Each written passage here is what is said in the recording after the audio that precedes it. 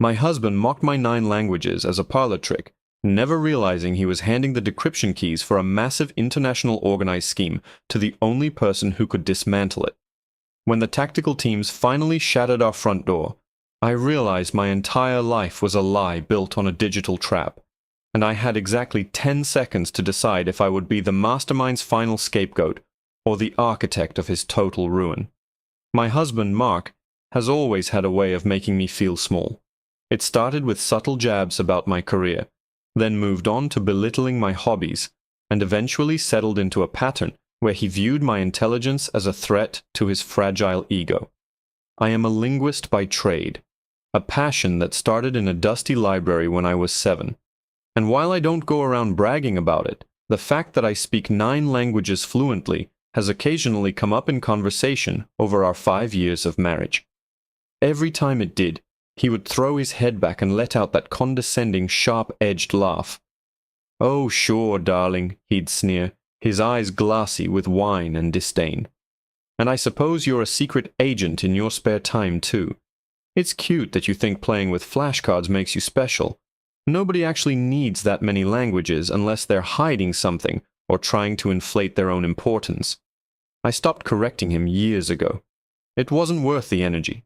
I simply retreated into the quiet, rhythmic comfort of my books and my translation work, listening to him bloviate about his real-world business acumen. Mark was involved in international import and export, or so he claimed. He spent weeks at a time away on consulting trips to Eastern Europe and the Middle East, returning with expensive gifts he insisted were bonuses from his company. I never asked questions. I knew, deep down, that if I pulled at the threads of his lifestyle, the entire tapestry of our life would unravel, but I didn't realize just how much lead was sewn into the hem. The turning point happened on a Tuesday. I was working from home, translating a complex legal brief for a firm in Geneva, when a series of black SUVs pulled into our driveway. They didn't park like normal guests. They blocked the exits, forming a tactical perimeter that made my heart hammer against my ribs. I watched from the upstairs window as men in tactical gear emerged. This wasn't a solicitor, and it certainly wasn't an insurance adjuster. Within seconds, my front door was splintered off its hinges. The men didn't announce themselves with a knock. They moved with the precision of a scalpel. I was pinned against the wall of my office, a cold, hard sensation pressing against my temple, while the team swarmed the house. They weren't looking for jewelry or cash. They were tearing apart the drywall in Mark's home office, pulling out encrypted drives and burner phones that I didn't even know existed. One of the lead agents, a woman with a sharp gaze and an even sharper uniform, stepped toward me. She flipped open a file, her expression unreadable. "Mrs. Sterling," she said, her voice devoid of warmth. "Your husband isn't just an export consultant. He's the hub of a massive international network.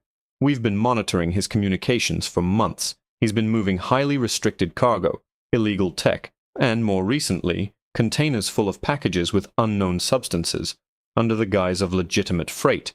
I stared at her, my mind reeling, trying to reconcile the man who complained about the quality of my coffee with the man she was describing. "I don't know what you're talking about," I whispered. "We believe you," she replied, much to my shock. "But the problem is Mark is currently in a safe house in Berlin, and he's left behind a trail of digital signatures that directly implicate you. He's pinned the logistics of the entire organized scheme on your credentials. He used your IP address to authorize the transport of illegal weaponry, and he's framed your translation work as the coding system for their global movement." My stomach dropped. He hadn't just been ignoring my skills, he had been weaponizing them. "He's tried to frame you for a massive attempt to break the law, and with the evidence he's planted, you're looking at an enormous sentence if we can't pin it on him first," she continued. "He thinks you're a trophy wife who's too naive to understand what's on his laptop. He's betting that you'll be the one to take the fall for his crimes while he disappears." She turned to her partner and motioned toward a laptop sitting on my desk, the one I used for my linguistics research. "He's encrypted the final manifest for their latest shipment, and we can't get past the firewall. It's written in a dialect so obscure it shouldn't exist in a modern database." He laughed, Mrs. Sterling, because he thought he was the only one in the room with the keys to the kingdom. She set a printout of the code on the desk. My eyes scanned the lines. It wasn't just a dialect. It was a blend of three ancient dead languages mixed with modern high-level encryption logic. It was a masterpiece of deception, and to my horror, I realized I could read every single word. As I looked up at the agent, the air in the room felt thin. I knew then that if I decoded this, I would be turning my back on my husband forever, but if I didn't, I would be walking into a cell for the rest of my life. Suddenly my phone buzzed on the desk. It was a FaceTime call from Mark. The agent signaled for me to answer. I hit the green button, my hands trembling.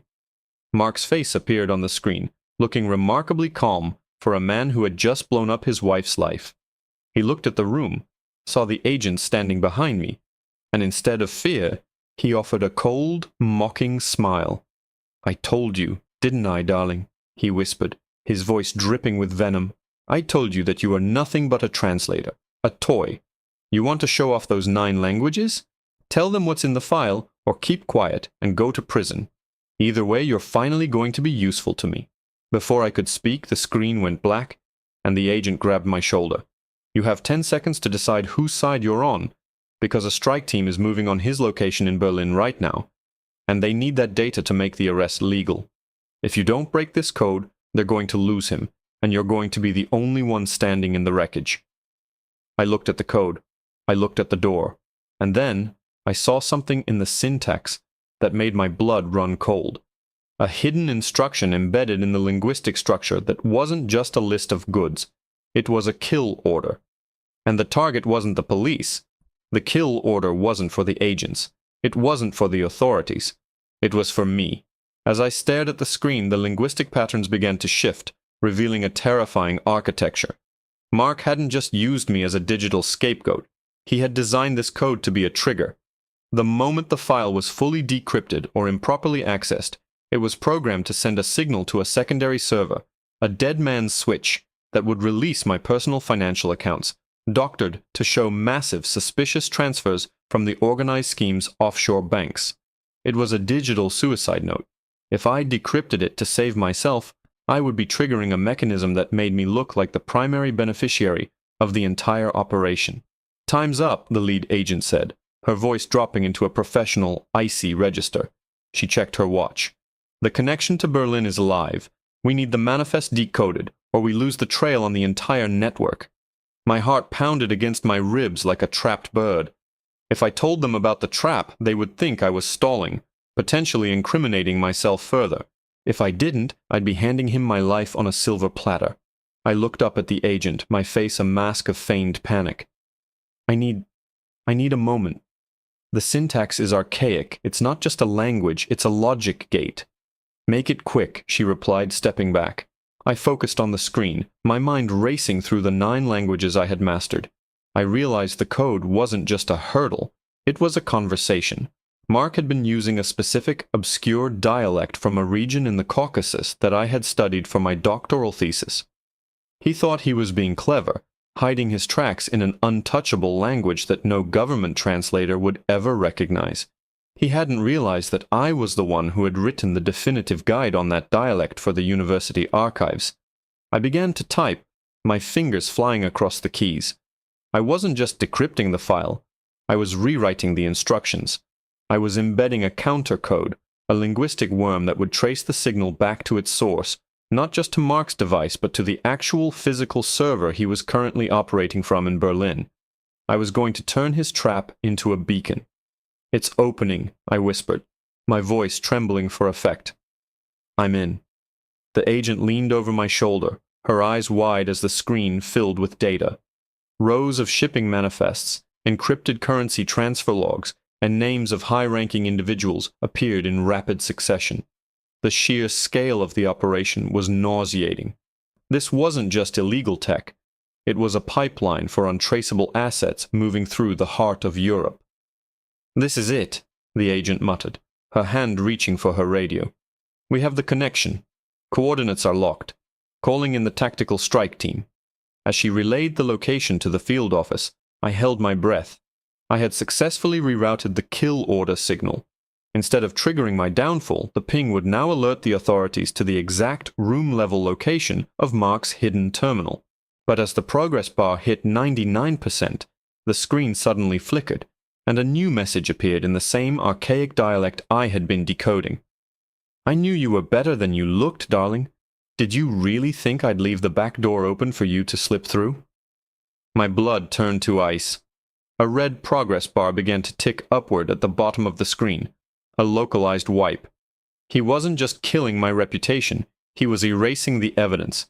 If the wipe completed, the files would be gone before the strike team could secure them, and all that would remain was the trace of my own account numbers that he had planted. I would be the only person with access to a deleted file that clearly pointed to my guilt. "What's happening?" the agent barked, slamming her hand on the desk. "Why is the data disappearing?"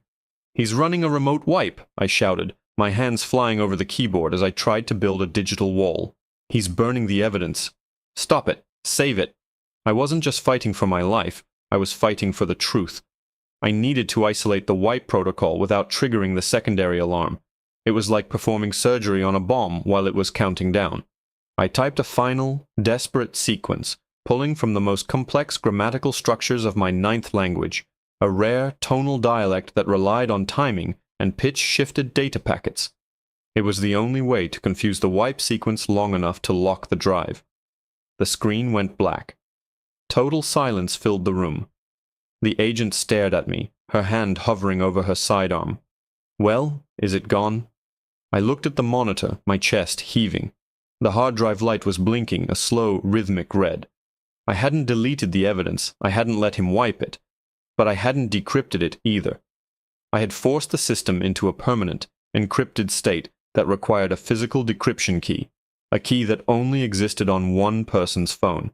"It's frozen," I said, my voice barely a whisper. "But he's not going to be happy about this, and neither are you." Suddenly the house shook. A low, rhythmic thudding sound echoed from outside, the sound of heavy machinery or transport vehicles pulling up to our gates. The agent's radio crackled to life, but the voice on the other end wasn't the tactical team. It was a distorted, digitized voice that sent a shiver down my spine. "The server in Berlin just went offline," the agent said, her face draining of color as she listened to her radio. "But they aren't reporting an arrest. They're reporting that the building has been cleared, and they found something else." She looked at me, her expression shifting from suspicion to genuine fear. "They found a body, Mrs. Sterling, and it wasn't your husband." The room went deathly quiet, the only sound the frantic chirping of the agent's radio as she tried to establish a clear frequency. A body. That was impossible. Mark was the one orchestrating the entire network, the one pulling the strings from the shadows. Who could have been in that safe house? "Repeat that," the agent snapped into the radio, her posture shifting from aggressive to guarded. "Give me an identification. Was it the target?" "Negative," the voice crackled back, distorted by static. "The subject is absent. But the victim matches the physical profile of the person who was supposed to be in your custody. Ma'am, we have a problem. The scene is staged to look like a suicide, but the timestamp on the digital footprint, it suggests the event happened 3 hours ago." I felt the blood drain from my face. 3 hours ago, Mark had been on the phone with me, pretending to be in that very room.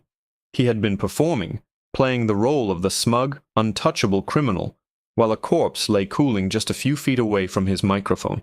He wasn't just hiding, he was actively managing a scene of death to ensure he was already gone by the time the authorities arrived. The lead agent turned to me, her eyes narrowed. "You told me he was in Berlin. You told me you were decrypting his live feed." "I was," I insisted, my voice cracking.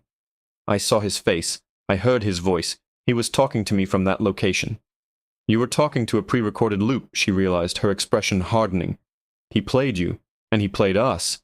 He kept us occupied with a digital ghost while he cleaned up his mess and disappeared. And now, he's left you as the only witness to a crime scene that looks exactly like your own work." She didn't need to say it.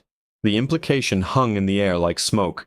If the victim was someone important, perhaps a courier or an undercover informant, and the evidence pointed to my digital signature, I was now the prime suspect in a homicide. My husband hadn't just framed me for an organized scheme. He had successfully framed me for a murder. "We need to go," the agent said, grabbing my arm.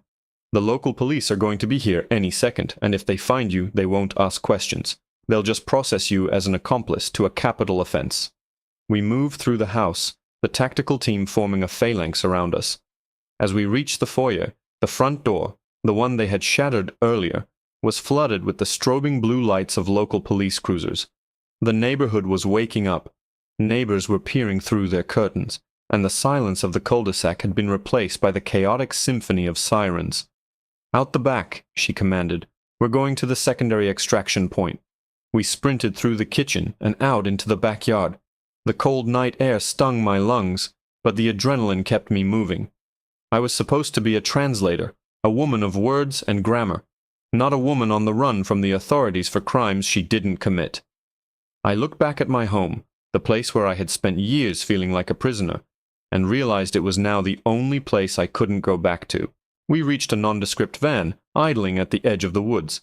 The agent shoved me inside, and as we peeled away, she finally looked at me, her mask of composure slipping.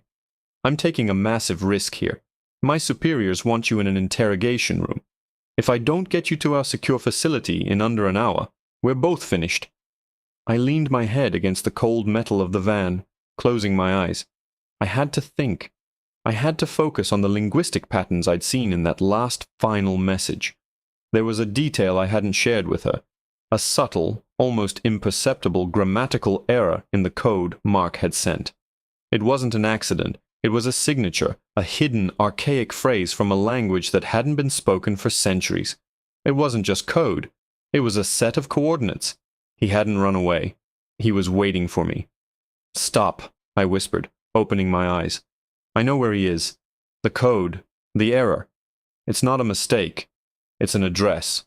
The agent looked at me in the rearview mirror, her face skeptical. "An address? You're asking me to trust a hunch while we're being hunted?" "It's not a hunch," I said, my voice gaining strength. "It's a map written in a language only 2 people in the world understand. If you follow my directions, we don't just find him. We find the entire server network before he can wipe it again."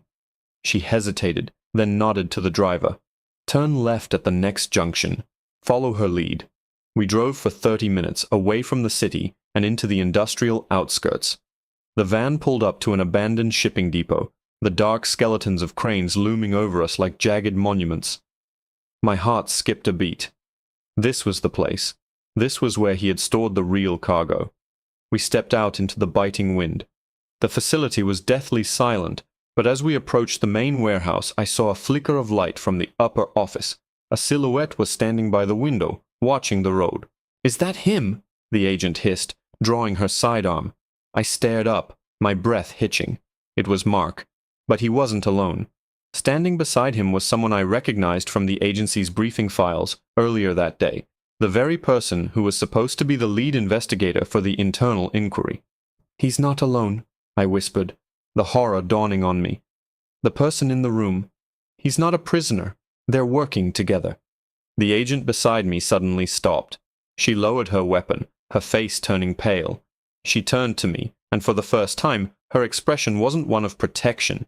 It was one of cold, calculating betrayal. She reached into her jacket, but she wasn't pulling out a badge.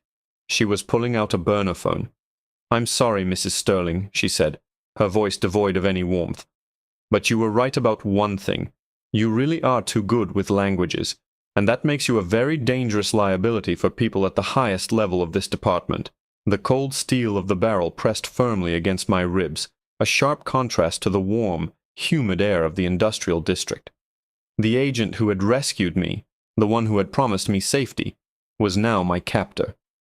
She stood there, her posture shifting from a rigid military stance to something far more predatory. The van driver didn't even look back. He simply kept the engine idling, a rhythmic pulse that felt like a countdown to my execution. "You really thought this was a rescue mission?" she chuckled, the sound devoid of any humor. "My dear, the service wasn't interested in your husband's little organized scheme because they wanted to stop it. They were interested because they wanted to control it. And your husband? He wasn't a rogue agent or a criminal mastermind. He was the mid-level coordinator for a project that has been funded, protected, and nurtured by the very agency that just raided your home." My mind raced, connecting the dots that were previously too dark to see. The illegal cargo, the substances, the restricted weaponry. It wasn't just crime. It was state-sanctioned shadow logistics. Mark hadn't been laundering money. He had been moving assets for people who didn't want their hands dirty. And I was the perfect scapegoat. An intelligent, isolated woman with a vast linguistic knowledge that could be easily framed as the code breaker for a terrorist network. If the project went sideways, they would point the finger at me, cite my secret language skills as evidence of my hidden life, and bury me under an enormous sentence. "Move," she commanded, nudging me toward the warehouse door with her weapon. I walked, my legs feeling like lead. As we pushed inside, the scale of the operation hit me. It wasn't a simple depot. It was a high-tech hub, filled with shipping containers labeled with diplomatic seals. In the center of the floor stood Mark. He didn't look like a prisoner. He was dressed in an expensive suit, talking casually with the man I had recognized as the head of the internal investigation team. Mark turned as we approached. His face, once so familiar, now looked like the mask of a stranger. He didn't even flinch when he saw me. He just checked his watch, a flicker of irritation crossing his eyes. "You're late," Mark said, his voice as smooth as polished glass. He didn't look at me. He looked at the agent who had brought me in. "She was smarter than the file suggested," the agent replied, her tone deferential. "She decrypted the secondary layer of the manifest. She's quite capable." Mark finally looked at me. His eyes were cold, calculating, devoid of any shred of the affection he had faked for 5 years. "I know she is. That's why she's been the foundation of this entire project, even if she didn't know it. Every time she translated a document for me, every time she helped me with my work, she was building the linguistic cipher for the next phase of our operations. She's a genius, truly. But geniuses are so much easier to discredit than idiots." He walked toward me, circling me like a predator assessing a kill. "You think you're so special, don't you? With your 9 languages. You think you're the smartest person in the room. But you're just a tool, darling. A very expensive, very sophisticated tool. And tonight, you're being decommissioned." The man in the suit, the high-ranking official, stepped forward. "We have the data, Sterling. Is she ready?" "She's ready," Mark said. "She has the final decryption key for the vault. She doesn't even know she has it. It's embedded in her own subconscious, a mnemonic bridge she created years ago when she was studying. I just need to trigger the retrieval." I stared at them, the horror of it settling deep in my marrow. They hadn't just used my work. They had used my mind, planting triggers in our conversations, in the books I read, in the very language I used to communicate with him. They had been training me for years to be the ultimate keyholder for their stolen data. "I won't do it," I said, my voice surprisingly steady. "You can kill me, but you'll never get the data." Mark laughed. That same, sharp, condescending laugh. "Oh, you don't have to do anything, my love. The process is already underway. The moment you walked into this building, you triggered the proximity sensors. Your phone, your watch, even the chip in the medical bracelet you've been wearing since your accident last year, they're all working in concert." He pulled out a device that looked like a simple remote control. "You've been a wonderful asset, but it's time for the final act. We've already drafted the press releases. You're going to be the face of a massive international catastrophe. A disgruntled linguist who sold out her own country for a cause she barely understands." He pressed a button. A low hum started to fill the warehouse, a frequency that made my teeth ache. I fell to my knees, clutching my head as memories started to flood back. Fragments of sentences I had translated years ago, codes I had broken for fun, phrases that suddenly clicked together like tumblers in a lock. I was doing it. I was decrypting it. I was handing them the keys to everything, and I couldn't stop. I looked up at Mark, my vision blurring. He was watching me with a smug, satisfied grin. But as the data poured out of me, as I recited the sequences that would expose their entire network to the world, I saw something that made me smile through the pain. I hadn't just built a key for them. I had built a trap. I had spent years studying the language they were using to secure their data, and I had realized that it was a recursive loop, a system that couldn't distinguish between the reader and the file. By retrieving the data, I wasn't just extracting it. I was overwriting the source. I was feeding them a virus, a linguistic paradox that would crash their entire massive network and send a signal to the only person I had managed to contact before the raid, the one truly incorruptible journalist I had been helping for the last 6 months. I looked at Mark, my breath coming in ragged gasps. "You thought I was the key," I whispered, my voice echoing in the vast silent warehouse. "But I'm not the key. I'm the purge." Suddenly, the warehouse lights flickered and died. A deafening metallic screech echoed through the building as the main server began to overheat, the sound of the entire organized scheme self-destructing. Mark's face twisted in panic as his tablets and devices began to smoke. "What did you do?" he screamed, rushing toward the mainframe. "What did you do?" Before I could answer, a thunderous boom rocked the entire foundation of the building. The walls didn't just rattle, they began to buckle. Outside, the sirens were no longer local police. They were something else, a different tactical sound that I recognized from the very first minute this nightmare began. The door exploded inward, and light flooded the room. But it wasn't the police. It was a strike team wearing black, but their insignia wasn't the agency's. It was the internal security team, the real one, the ones who had been watching the watchmen. They swarmed the room, weapons raised, their movements fluid and precise. They didn't ask questions. They moved straight for the mainframe. Mark dropped to his knees, his face a mask of absolute terror. He looked at me, then at the soldiers, and then back at the burning server. The lead soldier stepped toward me, his face obscured by a tactical visor. He grabbed my arm, his grip firm but strangely gentle. "Mrs. Sterling, we've been waiting for this signal for a long time." He turned to the room, his voice echoing through the chaos. "Secure the targets, all of them, and make sure she stays safe. She's the only one who knows the truth." I looked at Mark as they dragged him away, his face pale, his composure shattered. For the first time, he didn't laugh. He looked at me with pure, unadulterated fear. As they hauled me toward the exit, I felt a hand on my shoulder. It was the lead soldier again, but this time he pulled back his visor. I froze. It wasn't a soldier. It was the one person I had never expected to see again. It was my brother, the one who had disappeared 5 years ago, the one who had died in a similar unexplained industrial accident.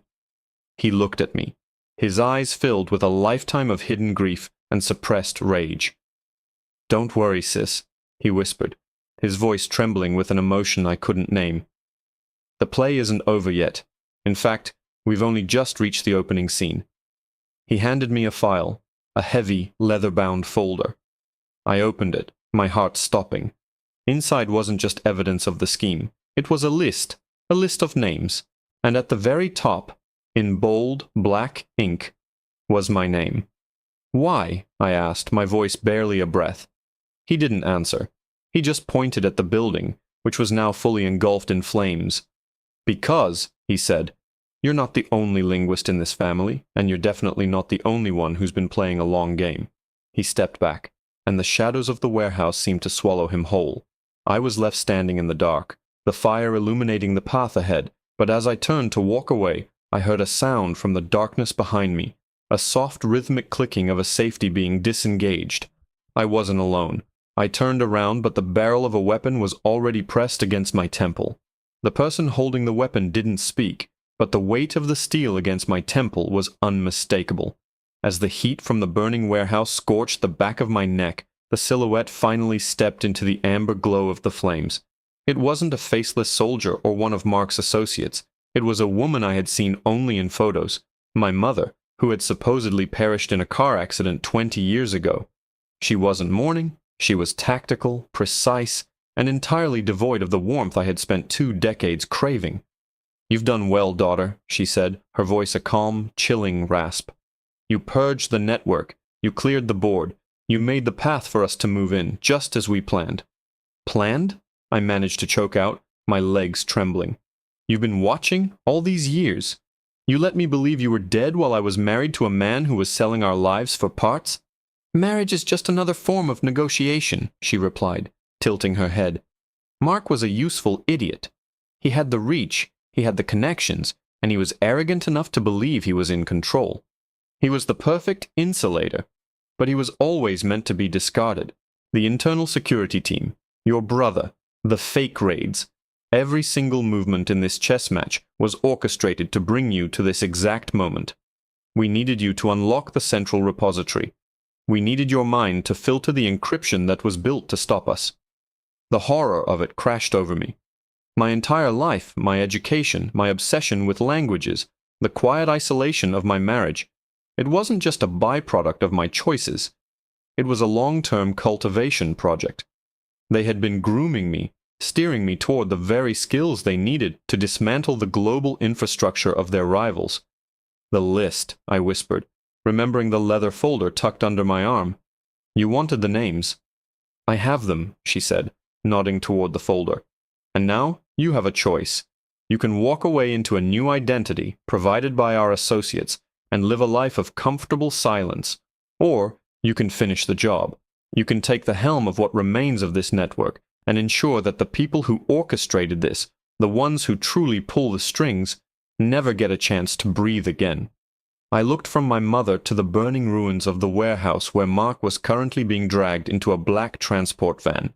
I thought about the thousands of hours I had spent translating documents, the years I had spent feeling small, and the way the world had tried to use me as a key to a vault I never wanted to open. "You think you're different from him?" I asked, my voice gaining a newfound sharp clarity. "You think because you're my blood, I'll bow to the same hierarchy? You're just another predator, hiding in the grammar of power." She smiled, a thin, dangerous expression. "Perhaps, but you're the one holding the keys to the kingdom now, dear. What will you do with them?"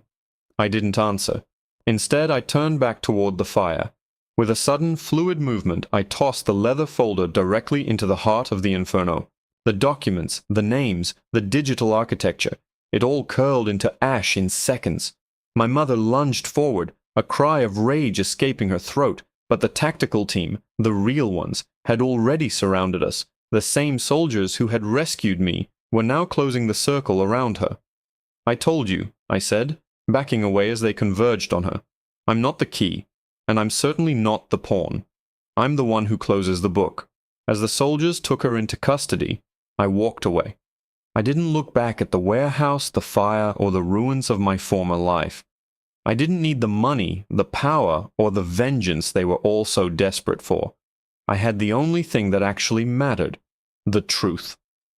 3 months later, I sat in a quiet cafe in a small town in the Mediterranean, a book in my lap and a cup of coffee at my side. The newspapers were full of a massive coordinated crackdown on a global shadow network. Thousands were arrested, including Mark, who was currently facing an enormous sentence that would keep him behind bars until he withered away. My brother had reached out once, a single encrypted message, to tell me that the family business was effectively dismantled and that I was safe to live my own life. A man sat down at the table next to me, glancing at my book. "That's a difficult language," he said, pointing to the script on the page. "Most people don't even know it exists, let alone how to read it."